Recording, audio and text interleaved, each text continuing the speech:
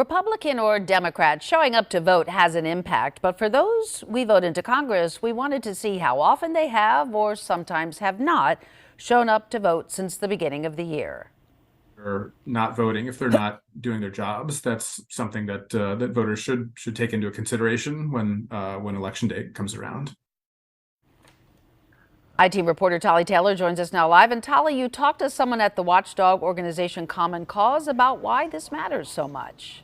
That's right. And the director of legislative affairs was quick to point out that these elected officials are real people too, with families, personal lives, and so forth. But he was also quick to underline why checking on these things is so vital. They're supposed to be the voice of Maryland residents in Congress.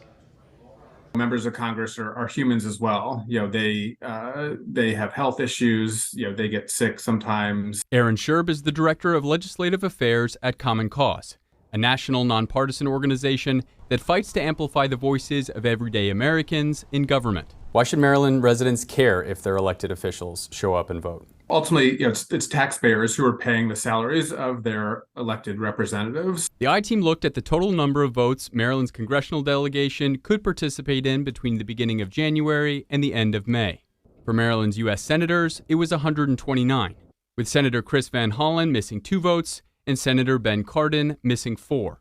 For Maryland's U.S. representatives during that same time span, it was 244 total votes, with Rep. Glenn Ivey missing 0, Rep. Jamie Raskin missing 1 vote, Rep. Dutch Rupersberger missing 5 votes, and Reps. Kwesi Mfume and Andy Harris each missing 6 votes. These members of Congress are elected to serve, to amplify and to represent the voices of anywhere from 700,000 plus voters. 3 hit double digits for missed vote totals, with Rep. David Trone missing 11 votes out of 244, or 4.5%. Rep. John Sarbain missing 16 votes, or 6.6%.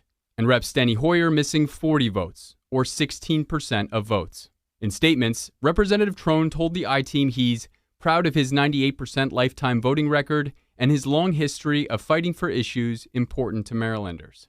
While Representative Sarbain said of his 16 missed votes, "I missed votes over a 3-day period when I had COVID." And Representative Hoyer's press secretary said he takes his responsibility to Maryland's 5th District very seriously and noted he's voted more than 24,000 times during his tenure. I think voting attendance is one metric among many. Scherb says that while it's important to hold elected officials accountable, making sure they vote for key legislation that helps their constituents may be just as important to consider, as well as... I think probably more important or equally as important is how they're actually voting. Scherb says it's ultimately up to Maryland voters to evaluate the performance of their congressional delegation. And you can find more details on their missed votes right now on the WBAL TV app. For the 11 News I-Team, I'm Tolly Taylor.